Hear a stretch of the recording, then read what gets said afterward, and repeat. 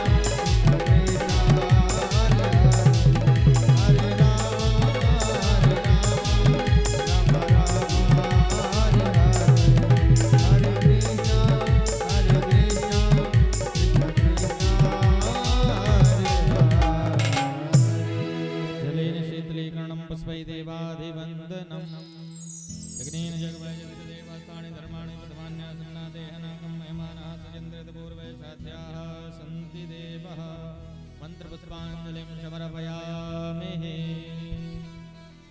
Hello hello hello hello बोलिए श्री वृंदावन बिहारी लाल की जय हो। इसमें कुछ ज्यादा है लेकिन हमें समझ में नहीं आ रहा। बोलिए वृंदावन बिहारी लाल की जय। इको कम करो थोड़ी सी। श्री सीता रामाभ्याम नमः। ये सीसी की कुछ आवाज आ रही है। श्री चरण कमलेभ्यो नमः।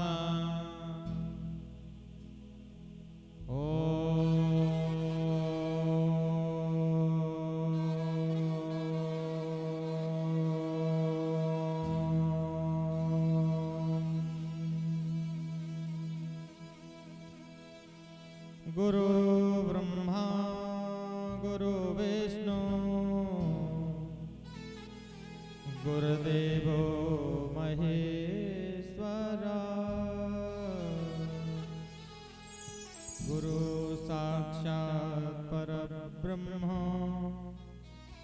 तस्मै श्री गुरवे नमः।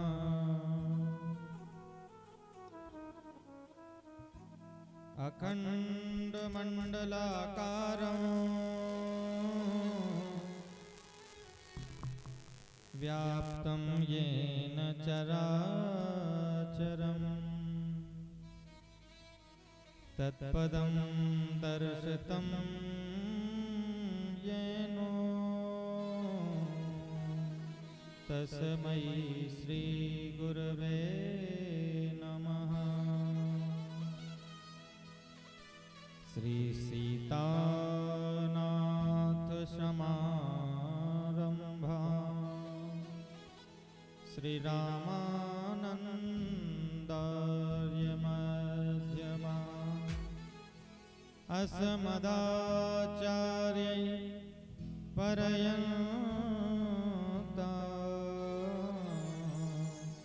वंदे श्री गुरु परंपरा।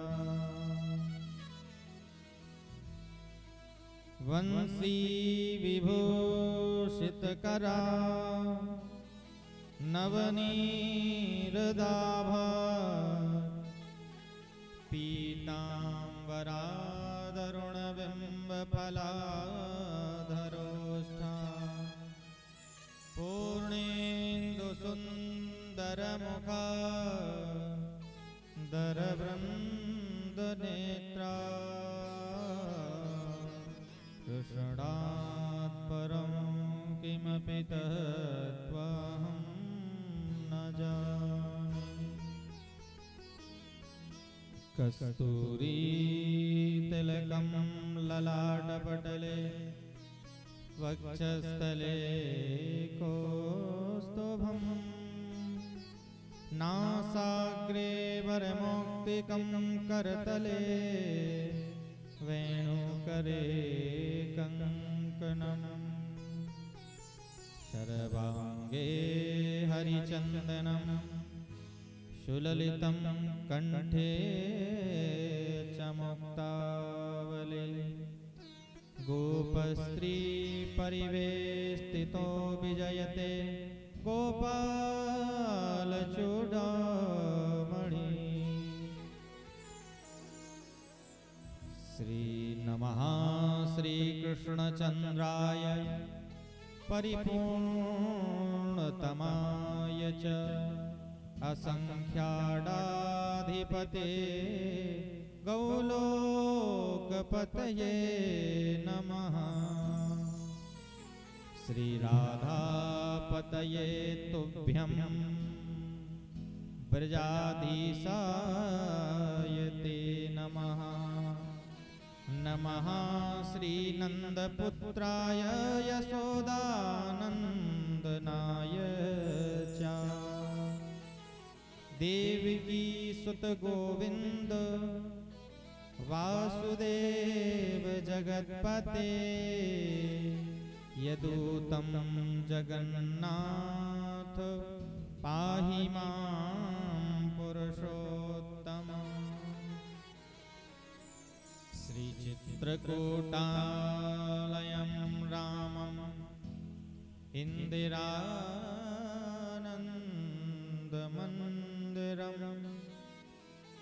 वन्दे च परमानन्दं भक्तः नामभयप्रदम्।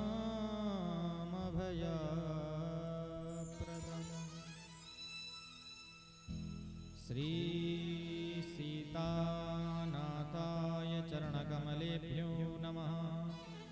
श्री कामदानाथाय चरणकमलेभ्यो नमः। श्री वासुदेवाय चरणकमलेभ्यो नमः। श्री कृष्णाय चरणकमलेभ्यो नमः। श्री परमहंसाय चरणकमलेभ्यो नमः। श्री सुखदेवाय चरणकमलेभ्यो नमः। या देवी सर्वभूतेषु बुद्धिरूपेण संस्थिता नमस्तस्यै नमस्तस्यै नमस्तस्यै नमो नमः। बोलिए श्री सीतानाथ भगवान की। आइए हम आप सभी लोग द्वितीय दिवस की परम पावनी कथा में प्रवेश करें। सर्वप्रथम 2 मिनट भगवान के परम पवित्र नाम को गाते हैं। इसके बाद उनकी परम पावनी कथा में प्रवेश करेंगे। सभी लोग हमारे साथ 2 मिनट भगवान के नाम को गाएं। इसके बाद सीधे कथा में ले चलूंगा।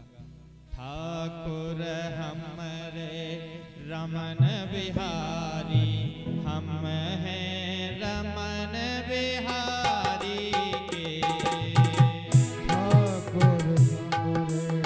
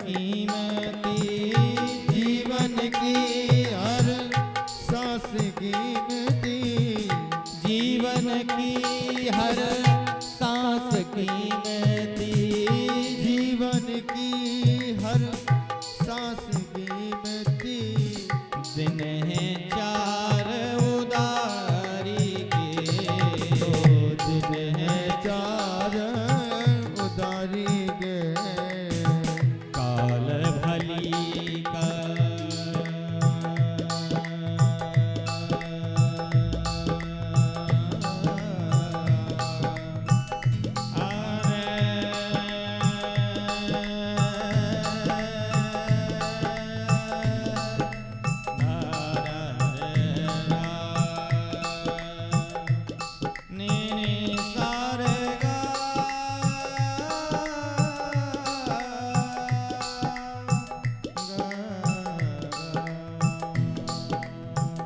काल भली कहो कबहु भरोसा, टूटे स्वपन कुमारी के, काल भली कबहु भरोसा, टूटे स्वपन कुमारी के, अंत समय तक भी ना छूटे। हे मेरे माधव, हे कन्हैया, ना धन चाहता हूँ, हे सरकार, ना धन चाहता हूँ, ना दौलत चाहता हूँ, जय जय। मैं तो तेरा दीवाना हूँ, हे श्याम, बस तेरा दीदार चाहता हूँ।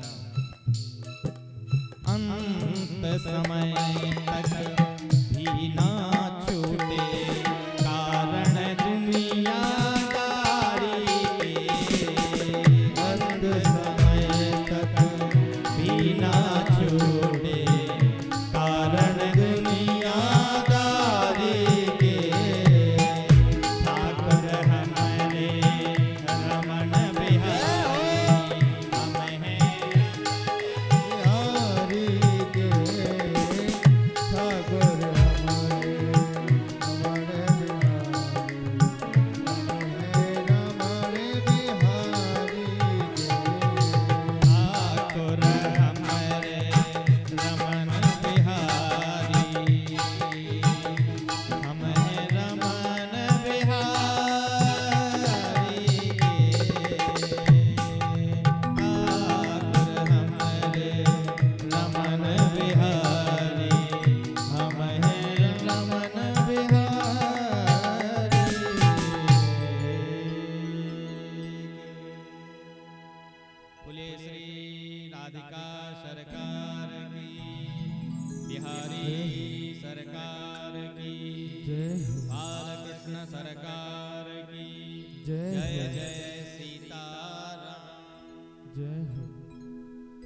आइए कल आपने प्रथम दिवस की कथा में बड़ा ही मार्मिक प्रसंग सुना। कल आपने उनकी स्तुति की, श्रीमद् भागवत कथा के आरंभ में जिनकी रोज वंदना करना चाहिए, आइए हम भी उनकी वंदना करते हैं। सच्चिदानंद रूपाय विश्वोदपत्यादि हेतवे तापत्रय विनाशाय श्री कृष्णाय वयं नमः। कल आपने किनकी व्याख्या सुनी थी? इसका रिपीट कम करो।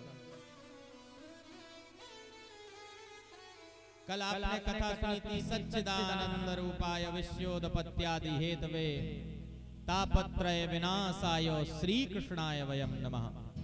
कल उनकी कथा सुनी थी। कितने प्रकार का ताप है ये भी सुना था। ये कथा किसने किसे सुनाई ये भी सुना था। ये इत्यादि कथाएं कल आप सुने रहे। सर्वप्रथम जब भागवत कथा आरंभ होती है तब बताया जाता है किसने किसको ये कथा सुनाई। ये कथा ब्रह्मा जी ने अपने पुत्र नारद को सुनाई। ये कथा श्री सूत जी महाराज ने सोनकादि 88,000 ऋषियों को सुनाई। ये कथा सनक सनंदन सनत कुमार ने भक्ति ज्ञान और वैराग्य को सुनाई। ये कथा श्री सुखदेव जी महाराज ने राजा परीक्षित को सुनाई। और यही कथा मैं भी आप तक पहुंचाने का एक प्रयास कर रहा हूं। आइए इस कथा में सर्वप्रथम सच्चिदानंद रूपाय विश्वोदपत्यादि हेतवे उनको कोटि कोटि प्रणाम। उस जगताधार जगदेश्वर अखंड लोकनायक तीनों तापों से परे सच्चिदानंद घनानंद कंद सुंदर मुरली बजाने वाले वसुदेव श्री कृष्ण के चरणों में प्रणाम। अनंत बलवंत श्री रुद्रावतार श्री हनुमान जी महाराज को प्रणाम। और हमारे साथ मंच पर संगीत में साथ दे रहे श्री आदर्श सोनी जी, श्री मनोज राजपूत जी, रवि राजपूत जी, वृंदावन धाम से 18,000 श्लोकों का पाठ करने पधारे पूज्य दिलीप शास्त्री जी, मोहित शास्त्री जी, श्री अजय शास्त्री जी और कामतगिरी कुलम यूट्यूब चैनल के माध्यम से इस कथा को संपूर्ण देश में प्रसारित करने वाले परम श्रद्धेय श्री शरद चतुर्वेदी जी, राजा परीक्षित के सुंदर चरित्र का निर्वाह करने वाले श्री नथु प्रसाद जी, उनकी पत्नी, उनके बच्चे, इष्ट मित्र, परिवारगण, उनके सगे संबंधी, रिश्तेदार और संपूर्ण नगर ग्रामवासी, आप सभी को प्रत्यक्ष अप्रत्यक्ष रूप से सिया राम मैं सब जग जानी, सो करहूं प्रणाम जोर जुग पानी। प्रत्यक्ष अप्रत्यक्ष रूप से आपको भगवान मान करके कोटि कोटि प्रणाम। आइए बड़े रसिक भाव से इस कथा में प्रवेश करें। कई जन्मों के पुण्य उदय होते हैं तब जाकर के एक बार भागवत कथा सुनने मिलती है, लेकिन कथा बहुत सारे लोग करा लेते, इसमें कोई दो राय नहीं, कोई भी करा सकता है। उस कथा को कराने के बाद लोगों को उसका फल क्यों नहीं मिल रहा, ये एक प्रश्न है और ये चिंतनीय विषय भी है। लोग कहते महाराज जी मैं अनुष्ठान करता हूं, मैं तप भी करता हूं, सब कुछ करता हूं, भागवत कथा भी कराता हूं, लेकिन मुझे उसका फल नहीं मिलता। पता है फल क्यों नहीं मिलता? उसका फल मिलेगा, एक शर्त है, कथा की एक शर्त है, बस भगवान की यही शर्त है। वो शर्त जानते कौन सी है? निर्मल मन जन सो मोहि पावा, मोहि कपट छल छेद्र न भावा। केवल दिखावे के लिए कथा मत करवाइए। कथा कोई प्रचार प्रसार थोड़ी है।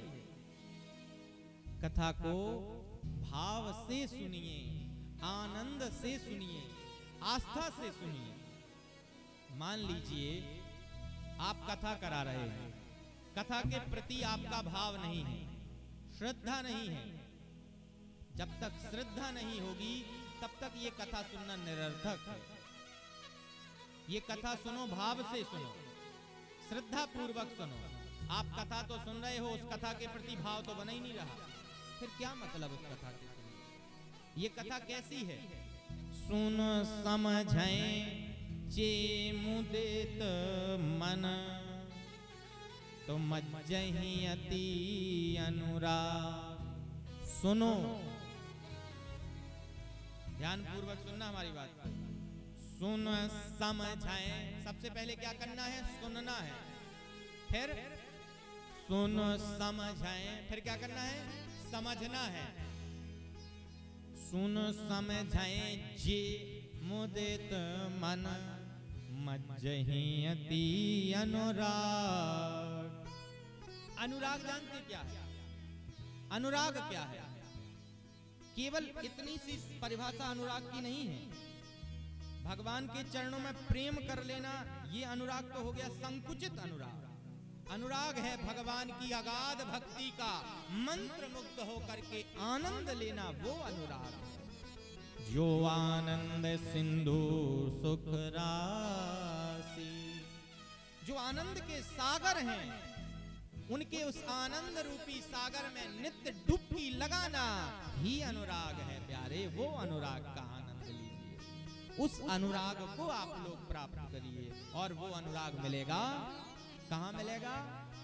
बाजार में मिलता है? अगर मिलता होता, दुनिया में एक ही चीज बाजार में नहीं बेची जाती, वो है भक्ति, वो है भाव, वो है अनुराग। इसके लिए ऐसे आयोजनों में शामिल होना पड़ेगा, कथाओं को सुनना पड़ेगा, तो अनुराग मिलेगा। नहीं तो पुनरपि जन्नम पुनरपि मरणम पुनरपि जननी जठरे शयनम। जन्म लोगे, मरोगे, फिर जन्म लोगे, मरोगे, माँ के गर्भ में जाओगे, फिर बाहर आओगे और फिर पीड़ा भोगोगे और फिर मरोगे और फिर पैदा होके वापस आओगे। यही काल चक्र चलता रहेगा। अच्छा, इससे मुक्ति चाहते हो? मुक्ति चाहिए इससे? सब चाहते हैं।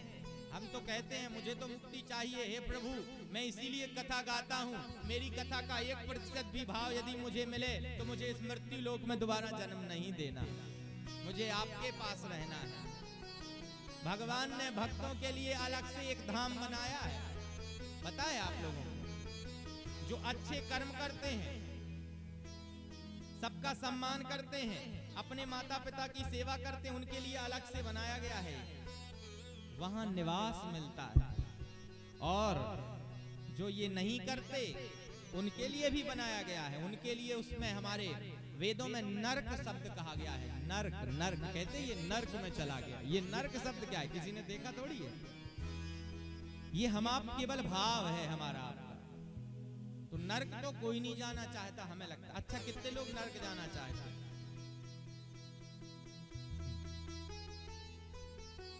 बताओ, यही स्थिति है। कोई सिंगल भी नहीं कहने वाला कि मैं नरक जाऊंगा। अच्छा, स्वर्ग जाने की इच्छा कितनों को है? देख लो,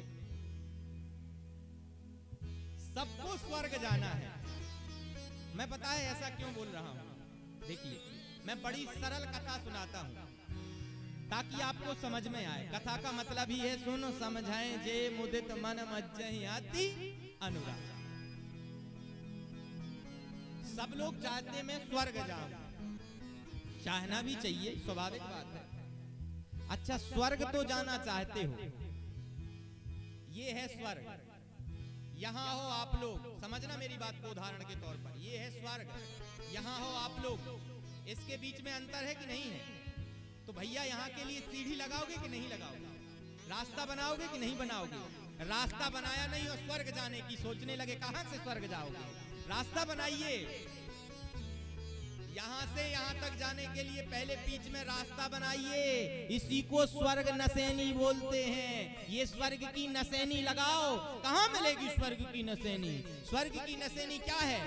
पिबत भागवतम रसमालयम मुहुरहु रसिका भुवि भावुका।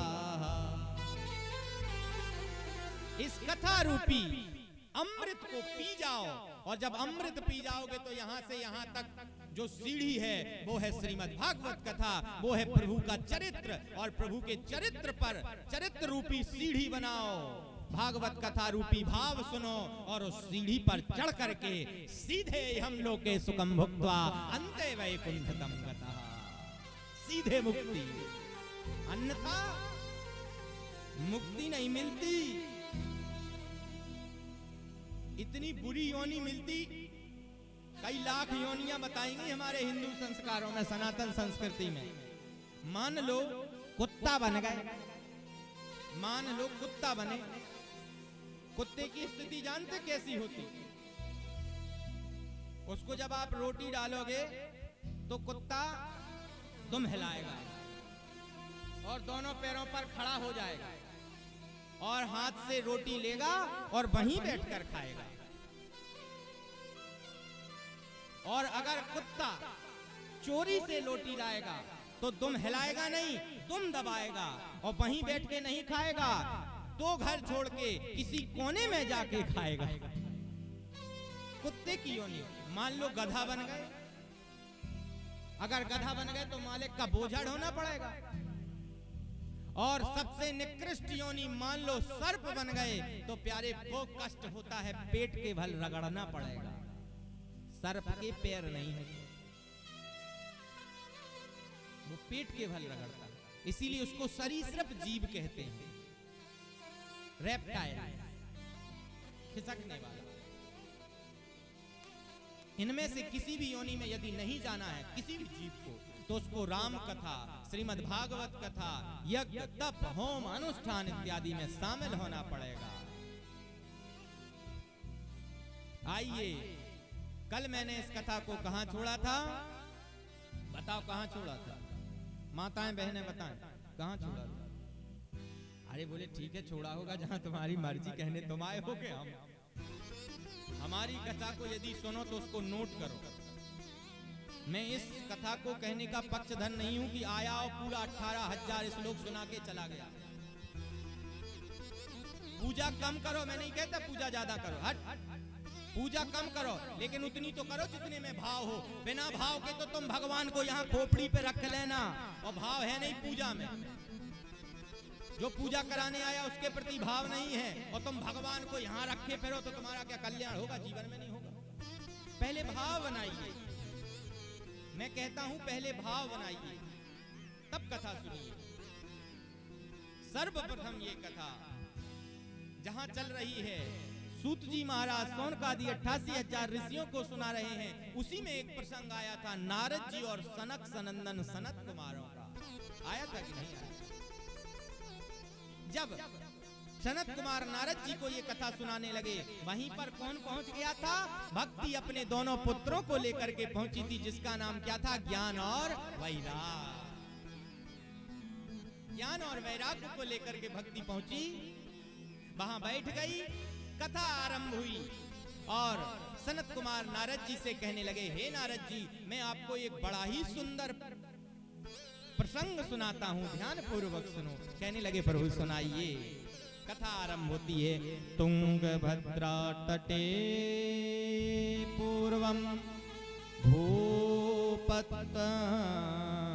नमोत्तमम् यत्र वर्णः स्वधर्मेण सत्य सत्कर्म तत्परा। एक अब ध्यान से सुनना। अब श्रीमद् भागवत कथा की रसिक कथा आज से आरंभ।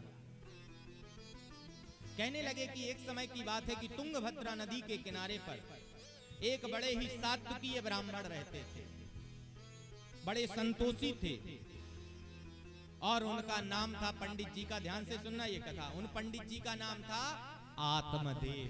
क्या नाम था? आत्मदेव। आत्मदेव नाम के ब्राह्मण रहते थे। उनकी एक पत्नी भी थी, जिनका नाम क्या था? उनका नाम था धुंधली। आत्मदेव नाम के ब्राह्मण, उनकी पत्नी धुंधली। पंडित जी जीवन गुजारते थे, बड़े सात्विकी थे। पंडित जी ने कभी भी किसी के साथ अन्याय अधर्म नहीं किया। क्षमा करना, मुझे देश के ब्राह्मण सुन रहे होंगे, मैं ब्राह्मणों का विरोधी नहीं हूं, लेकिन आजकल के ब्राह्मण धन्य हैं, इतने निकृष्ट हो गए हैं कि यजमान के यहां से कुछ चीजें तो उसको बिना बताए ही घर ले आती हैं। जिसे दान नहीं कहते उसे चोरी कहते हैं। ये अक्षम्य अपराध है। यजमान ने नहीं देखा, कोई बात नहीं, भगवान सब देखता है, उसके पास सबका रिकॉर्ड है। भगवान ने जातियां नहीं बनाई। अगर कोई ब्राह्मण जातिवाद फैलाता है, मैं उसके सबसे पहले विरोधी हूं। हम आप बात करते हैं हिंदू राष्ट्र बनाने की, जातिगत भेदभाव नहीं मिटा पाए। हिंदू राष्ट्र बनाने चले, बड़ा हिंदू राष्ट्र बनाएंगे, कोई हिंदू राष्ट्र नहीं बनेगा। जातिगत भेदभाव मिटाएं। कोई भी व्यक्ति जन्म से ब्राह्मण नहीं होता, कोई भी व्यक्ति जन्म से जातियां लेकर नहीं आता। जन्मनो जायते शूद्रः, सब जन्म से शूद्र पैदा होते हैं। कर्म के आधार पर जातियां हमने आपने यहां बांट दी। यदि जातियां हमारा ईश्वर बांटता होता तो कभी भी उस दंडकारण्य के तीसरे कोने में जाकर के सबरी के जूठे बेर हमारा भगवान कभी नहीं खाता। यदि वो जातियां मानता, यदि वो जातियां मानता तो सबसे पहले केवट से पैर नहीं धुलाता। जब उसने जातियां नहीं मानी, हम क्यों माने? सावधान हो जाए मुझे जो देश में लोग सुनते हैं, मैं ऐसी कड़क कथा बोलता हूं, सत्यता है ये सार्थकता है समाज की। कहीं कहीं ब्राह्मण भी गलत हैं। ब्राह्मण का लोभ खा गया है। ब्राह्मणत्व पे आप कायम ही नहीं है, लोभी हो चुके हैं। ब्राह्मण का कर्म होता है प्रातः काल जगना, स्वाध्याय करना, अग्निहोत्र करना, तो तुम ब्राह्मण हो। यदि जो अग्निहोत्र ना करे, स्वाध्याय ना करे, वो किस बात का ब्राह्मण? वो अपने आप को क्यों ब्राह्मण कह रहा है?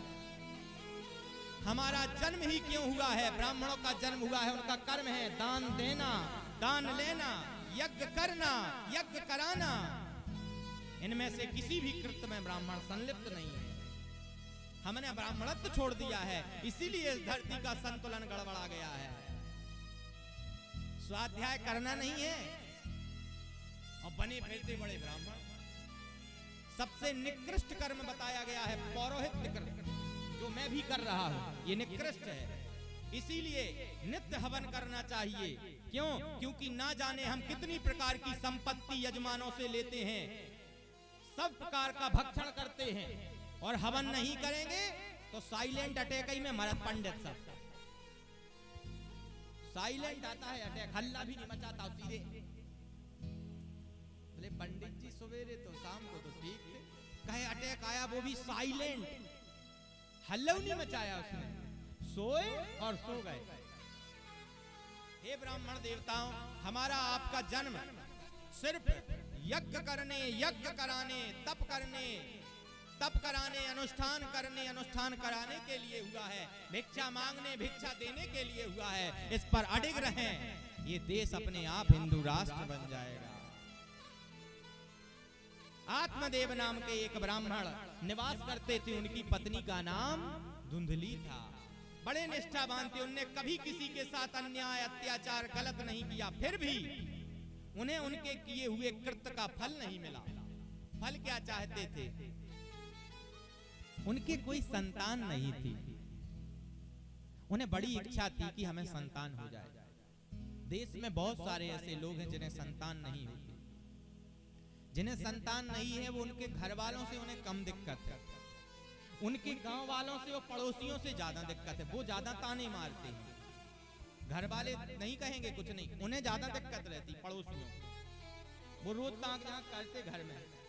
कई पड़ोसियों की ऐसी आदत होती है, अपने घर की नहीं देखेंगे, दूसरे की घर की व्यथा देखने जाएंगे, इसके घर में क्या हो रहा। धुंधली और आत्मदेव ब्राह्मण निष्ठा पूर्वक रह रहे, पुत्र नहीं हो रहा। बहुत दिन हो गए। ब्राह्मण खूब भागवत करें, तप करें, यज्ञ करें, अनुष्ठान करें, जब उन्हें संतान नहीं हुई, उनके मन में एक भाव आया, कहने लगे ऐसे जीवन जीने से क्या फायदा जिसमें संतान ना हो। मैं अपने इस जीवन को समाप्त कर दूंगा। एक पीपल के पेड़ के पास पहुंचते हैं और उस पीपल के वृक्ष के पास जाकर के चिता बनाते जलने लगते हैं। तभी ना जाने कहां से कुछ संत महंत आ जाते हैं। कल मैंने बताया था, जब कोई चिंता में हो, जब कोई विपत्ति में हो, तो उसे संतों के पास जाना चाहिए। मैं इसके दो उदाहरण बताऊंगा। पहला उदाहरण कल बताया था, पुनः बता रहा हूं। जब जयंत व्याकुल था, तब जयंत की मदद किसने की? नारद देखा विकल जयंता, तो लागी दया कोमल चित संता। संत ने मदद की नहीं की? दूसरा उदाहरण, जब महाराज दशरथ के कोई संतान नहीं हो रही थी, तो वो किसकी शरण में गए थे? गुरु ग्रह तुरत गयो महिपाला, चरण लागी कर विनय विशाला। गए थे कि नहीं गए थे? एक बार भूपत मन माही, भय गिलानी मोरे सुत नाही। महाराज दशरथ ने जब सोचा कि मेरे संतान नहीं है तो किसके यहाँ गए थे? गुरु ग्रह तुरत गयो महिपाला। गए थे संत भगवान की चरण में, चरण शरण गए थे संत भगवान की कि नहीं गए थे? गए थे। जयंत की मदद किसने की थी? संत ने, क्योंकि नारद जी से बड़ा कोई संत नहीं। धरती के दो महान संत हैं, एक नारद और दूसरे हनुमंत लाल जी महाराज, जो आज भी विचरण कर रहे हैं, घूम रहे हैं, भगवान के यश को गा रहे हैं। आत्मदेव और धुंधली की कथा आप सुन रहे हैं। आत्मदेव ब्राह्मण जलने जा रहे थे, तभी वहां कुछ संत आ गए। कहने लगे, अरे पंडित जी, पंडित जी कहने लगे, लो ये बाबा बैरागी तो अब मरने ही नहीं देते, सुख से जीने तो दे ही नहीं रहे थे, मरने भी नहीं दे रहे। कहिए, संत भगवान को प्रणाम किया। जी महाराज जी आदेश। कहने लगे, क्या कर रहे हो? पंडित जी ने बोला, हम मरने जा रहे हैं। अच्छा। संत भगवान बोले, क्यों मर रहे हो? कहने लगे, हमारे संतान नहीं है इसीलिए मर रहा हूं। बस इतनी सी बात, संतान की वजह से। आज तक संतान से किस किसने सुख भोग लिया बताओ? किस किसने संतान से सुख भोगा? संत भगवान कथा सुनाने लगे। कहने लगे, उसी संतान के वियोग में स्वयं भगवान के पिता को मृत्यु प्राप्त हो गई, तो पुत्र से किस किसने सुख भोगा?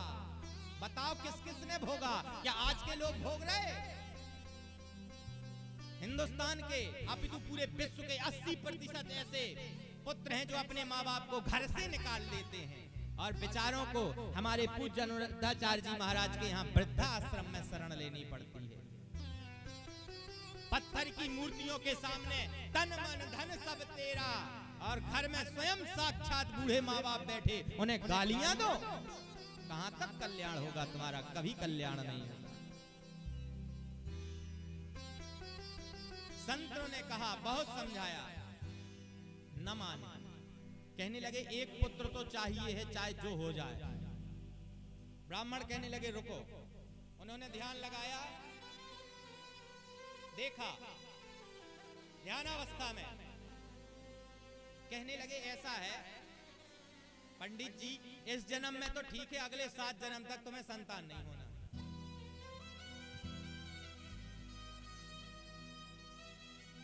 पंडित जी ने सोचा, जब 7 जन्म में नहीं होना है, तो पंडित जी कहने लगे, एक जन्म जल्दी से निपटाऊं, खत्म करूं, अभी मरता हूं, अगली बार फिर पैदा होऊंगा, दोबारा तत्काल ही मर जाऊंगा, जल्दी जल्दी 7 बार मर जाऊंगा, पुत्र चाहिए।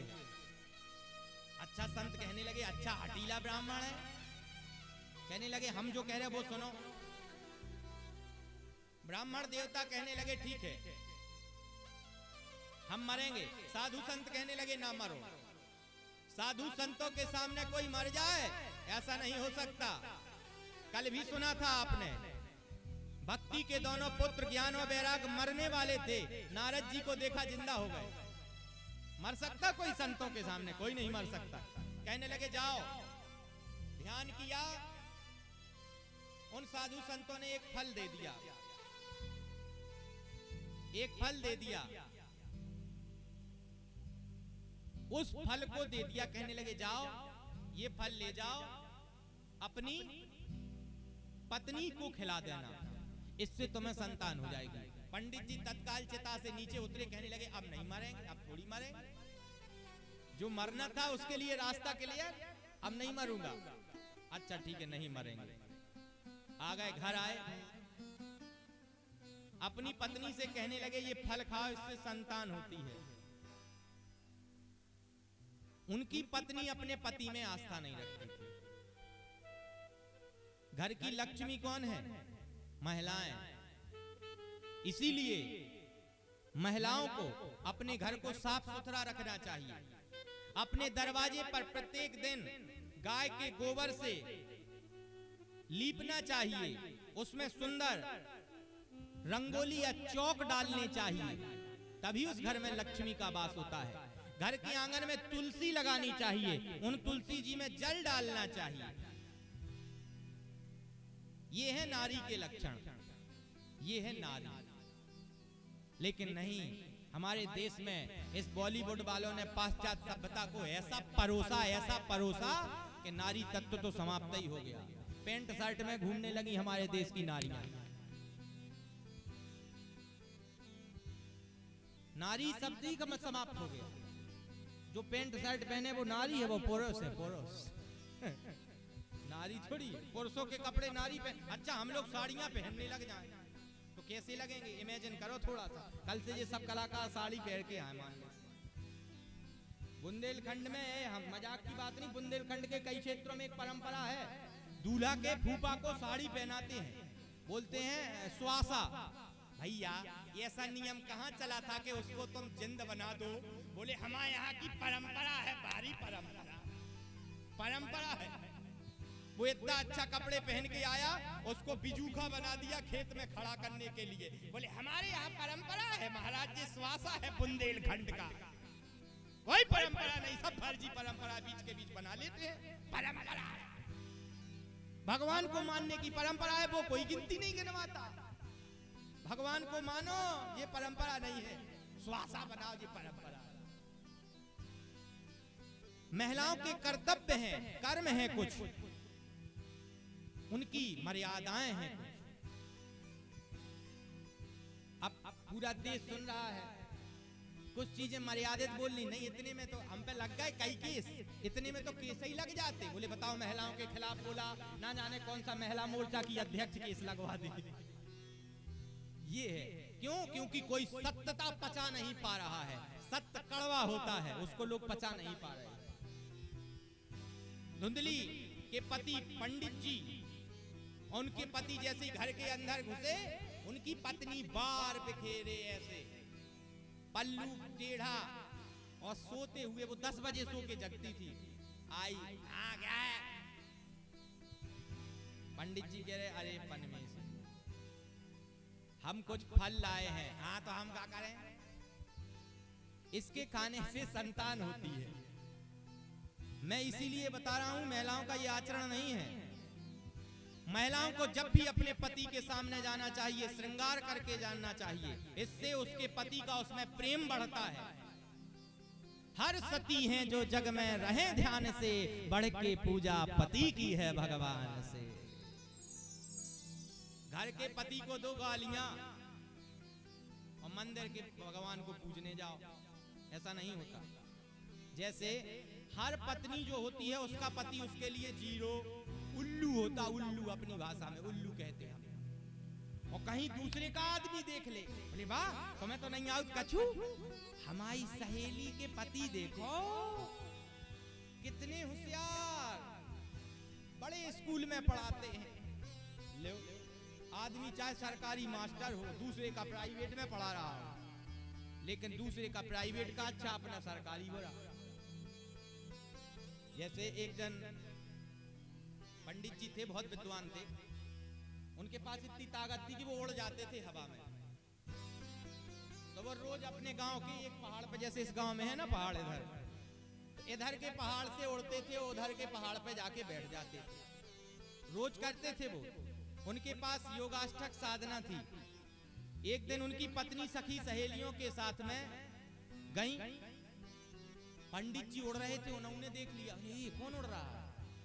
देखा कोई बहुत अच्छा ब्राह्मण उड़ रहा। उनकी पत्नी ऐसी गुस्सा में घर गई, पानी का कलश लिए थी भरने से, वो घर जाके रखा नहीं, सीधा भड़ाक दे मारा। पंडित जी समझ गए कि आज तो घर में भूकंप आना है, इसने अगर पानी का बर्तन दे मारा। पंडित जी से गुस्सा ना बोली, पंडित जी समझ गए। पंडित जी स्वयं गए, क्या हो गया देवी? कहने लगे चुप रहो, तुम बड़े सवेरे 4 बजे से जगते हो, पूरे दिन भगवान भगवान स्वाहा स्वाहा, तुम में इतना सा भी सत्य नहीं आया? हैं पंडित जी कहने लगे सत्य काय का सत्य? अरे तुम बहुत पुजारी बने फिरते हो, तुम में रत्ती भर ताकत नहीं है। अभी देख के आई हूं गांव में एक जन बहुत तेज उड़ रहे थे। पंडित जी कहने लगे इसने देख लिया। पंडित जी कहने लगे गौर से देखा कौन उड़ रहा था? कहने लगे दूर थे तो देख तो नहीं पाए। कहने लगे अरे बावरी वो मैं ही उड़ रहा था। उनकी पत्नी कह रही तुम हो उड़ने लाए, शकल देखी तुमने अपनी, तुम उड़ने लाए। अच्छा पंडित जी कहने लगे क्यों नहीं है, हम खूब उड़ सकते हैं, आज ही उड़ के आए। उनकी पत्नी को बाद में विश्वास हो गया, जय उड़ रहा था कह रही तभी तुम टेढ़े टेढ़े उड़ रहे थे और का आदमी सीधा उड़ रहा था। अपना पति है तो उसमें कोई ना कोई कमी है, भले वो टेढ़ा टेढ़ा उड़ रहा। धुंधली आई, पंडित जी ने फल दे दिया। धुंधली कहने लगी अरे कहीं फल खाने से किसी के संतान होती तो पूरे विश्व के संतान नहीं हो जाती। पंडित जी की थी आस्था, धुंधली की कोई आस्था नहीं थी। धुंधली ने वो फल लिया, अपने घर में एक गाय बंधी थी, उस गाय को खिला दिया। पंडित जी भागवत कथा करने के लिए बाहर चले गए। ये अपनी बहन के पास जाती, इसकी एक सहेली भी कहीं कहीं इसको लिखा गया है। अपनी सहेली से कहती है क्यों तेरे कितने बच्चे हैं? कहने लगी मेरे तो 8 बच्चे हैं। अरे 8 बच्चे हैं? हाँ एक होने वाला है। अरे बाप तू कैसे इतने बच्चे पालन पोषण करती? कहने लगी सब कर लेती। कहने लगी बहन एक काम क्यों नहीं करती, तेरे 8 तो हैं, 9वां जो होने वाला है वो हमें दे दे। उसने सोचा हम नहीं देंगे, क्यों दें हमारी संतान। कहने लगे पैसे दूंगी। कहने लगी ठीक है। धुंधली ये सोचती थी कि अगर मैं गर्भिणी हो जाऊंगी तो मेरा पेट बढ़ जाएगा, पेट बढ़ जाएगा तो मैं खाना नहीं खा पाऊंगी, खाना नहीं खा पाऊंगी, बहुत अधिक देर तक सो नहीं पाऊंगी। फिर अगर संतान हो भी गई तो उसको सूखे में सुलाना पड़ेगा, खुद गीले में सोना पड़ेगा। इतने कष्ट हमसे नहीं भोगे जाएंगे, इसीलिए हमें माई नहीं बनना, हमें ऐसा ही ठीक है। धुंधली ने अपनी सहेली से कहा तू मां बनने वाली है, मैं नाटक कर लूंगी। बोले नाटक कैसे करोगे? पंडित जी जब आए तो बोले मैं तकिया लगा लूंगी या कपड़े पेट में लगा लूंगी, पेट बड़ा दिखने लगेगा। बोले हाँ ये सही है। तो जैसे ही पंडित जी आए तत्काल वो अपने पेट में कपड़े अपने लगा के आ जाए। पंडित जी को बड़ी खुशी कि हमारी पत्नी गर्भिणी है, हमारे संतान होने वाली। 9 महीने हो गए। 9वें महीने में एक उसकी सहेली ने पुत्र को जन्म दिया। वो अपनी सहेली से वो पुत्र अपने पास ले आई। पंडित जी कहीं कथा कर रहे थे, वहां सूचना भिजवा दी कि पंडित जी तुम्हारे संतान हो गई, फर्जी संतान। पंडित जी को पता चला। पंडित जी तत्काल 7 दिन में पूरी भागवत कथा करके जल्दी जल्दी भागे आए, बड़े खुश हुए हमारे संतान हुई है। जैसे पंडित जी उस घर में पहुंचे, संतान को देखा, तभी उनकी पत्नी ने जो फल संतों ने दिया था वो एक गाय को खिला दिया था। तब तक पंडित जी के सेवक दौड़ते हुए आए, पंडित जी अभी तो आपकी पत्नी के संतान नहीं हो रही थी, चमत्कार हो गया, आपकी गाय ने एक पुत्र को जन्म दिया है जिसके पैर गाय जैसे हैं, कान गाय जैसे हैं, मुंह और पूरा शरीर मनुष्य जैसा है। पंडित जी बड़े प्रसन्न हुए, कहने लगे भगवान जब देता छप्पड़ फाड़ के देता, अभी हमारी पत्नियों के नहीं हो रहा था, अब तो गायों के भी संतान होने लगे। नामकरण संस्कार हुआ।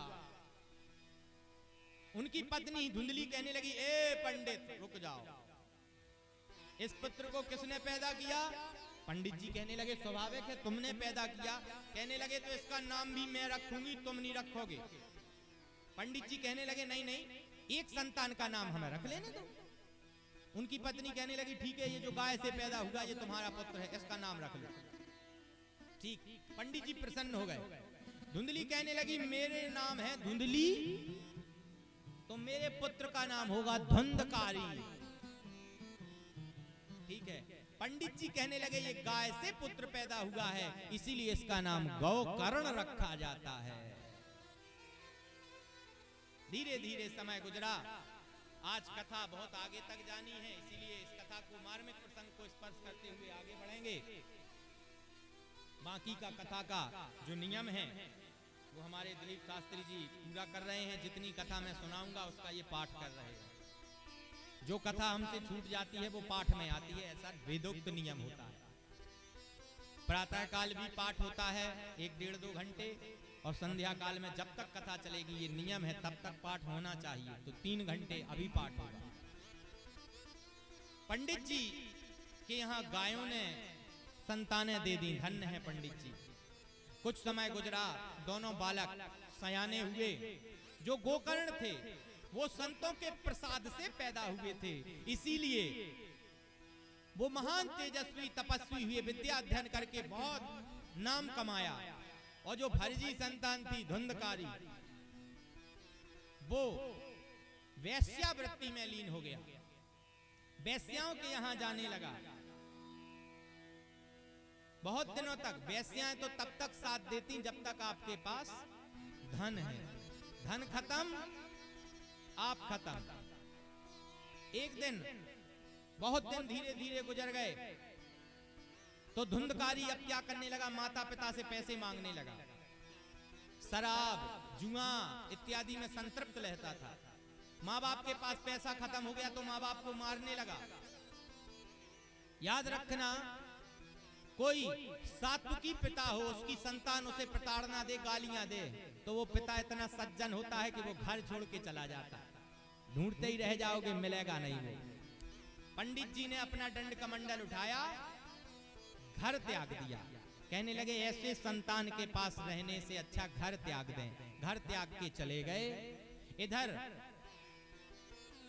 धुंधली अकेली पड़ गई। अब तो धुंधकारी अपनी मां से पैसे मांगने लगा, मारने कूटने लगा। मां ने पैसे नहीं दिए, पैसे मांग रहा था। एक दिन मां ने पैसे नहीं दिए तो उसने मां को ही मार दिया। अब पैसा समाप्त हो गया। वैश्याएं कहने लगी तू तो पैसा ला, नहीं हम तुझे छोड़ देंगे। उसने योजना बनाई, अपने गांव के राजा के यहाँ चोरी की। चोरी का धन लाके उन वैश्याओं को दे दिया। उन वैश्याओं को पता चला कि ये तो चोरी का धन है, राजा का है, राजा मार देगा। उन वैश्याओं ने योजना बनाई और रात में धुंधकारी सो रहा था। सोते ही सोते उन चारों वैश्याओं ने मिलकर के उस धुंधकारी की हत्या कर दी।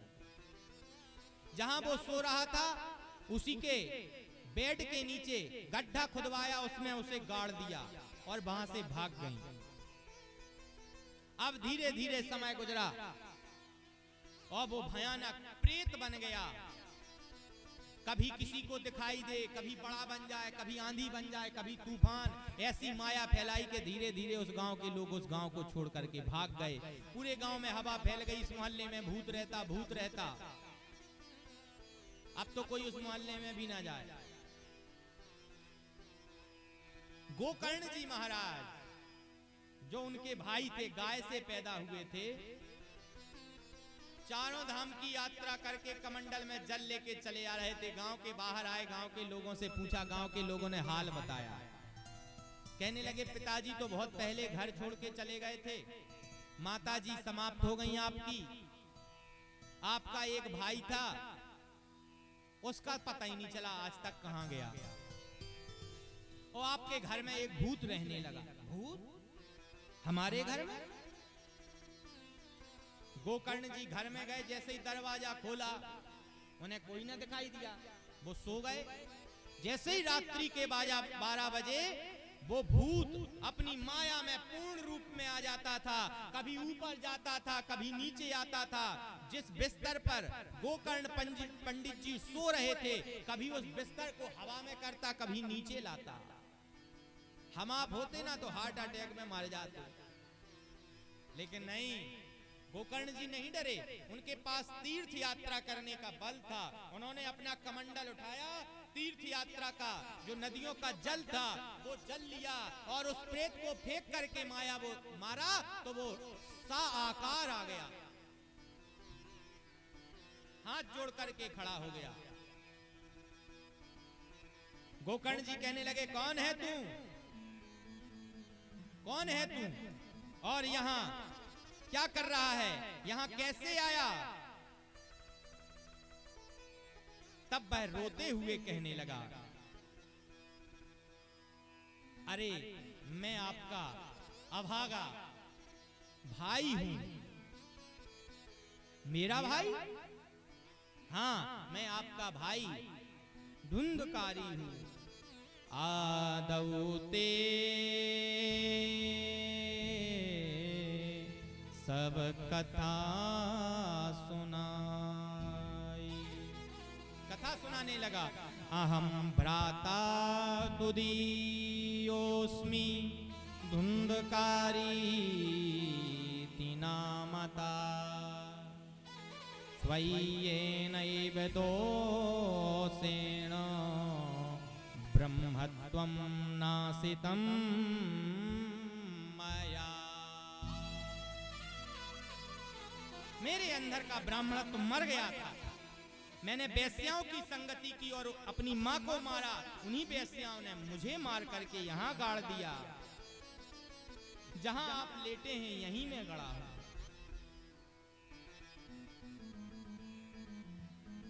गोकर्ण जी कहने लगे तुम यहीं रुको, मैं जाता हूं। वो संपूर्ण देश में गए, सबसे पूछा मेरा भाई प्रेत बन गया, इसको मुक्ति कैसे मिलेगी। संतों ने माध्यम बताया। कहने लगे श्रीमद्भागवतान मुक्ति सप्ताहम वाचनम कुरु।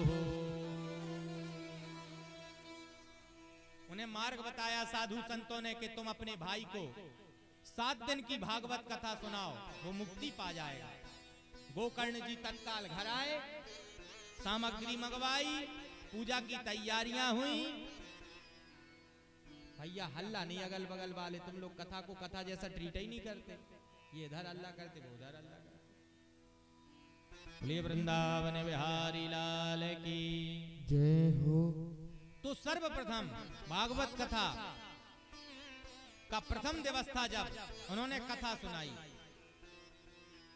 और एक 7 गांठ का बांस लगा दिया और रोज उसमें आवाहन करने लगे। कहने लगे तो आप आएंगे तो पता कैसे चलेगा। प्रथम दिवस की कथा जैसे ही संपन्न होगी, धुंधकारी कहने लगा पहली गांठ फट जाएगी, मैं इसमें आया हूं, आप समझ जाना। कहने लगे ठीक है। उन्होंने कथा सुनाई, प्रथम दिवस कथा सुनाई, पहली गांठ फटी, दूसरी, तीसरी, चौथी, पांचवी, छठी और 7वें दिन जैसे ही उन्होंने परीक्षित मोक्ष की कथा सुनाई, वो पूरा बांस फट गया। उसमें से सुंदर रूप का एक पुरुष पैदा हो गया। वो पुरुष जैसे ही पैदा हुआ, तत्काल भगवान का पुष्पक विमान आ गया। कहने लगे धुंधकारी तुम्हारा समय धरती से पूरा हुआ, आओ विराजो, बैकुंठ चलो। हैं बैकुंठ? गोकर्ण जी कहने लगे रुको रुको रुको रुको रुको रुको रुको, 7 दिन इसको कथा सुना करके ये बैकुंठ का पदाधिकारी। हमने 7 दिन कथा सुनाई, हमें नहीं मिलेगा बैकुंठ। कथा हमने सुनाई, इसको बैकुंठ मिल गया और मुझे। तो जो भगवान के 4 पार्षद आए थे कहने लगे पंडित जी अभी तो आपने एक धुंधकारी को तारा है, अभी तो आपको ऐसे हजारों धुंधकारी तारना है, आप इसी धरती पर रहें। तो वो कौन थे? गोकर्णो पंडितो ज्ञानी धुंधकारी महाखला। गोकर्णो पंडितो ज्ञानी धुंधकारी महाखला। वो महाखल धुंधकारी 7 दिन की भागवत कथा सुन के सीधा वैकुंठ की ओर चला गया और गोकर्ण जी इस धरती पर विचरण करने लगे।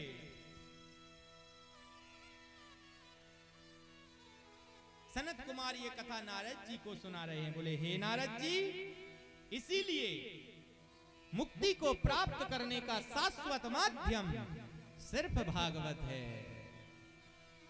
उन्होंने तत्काल कहा गोविंद जय जय गोपाल जय जय गोविंद जय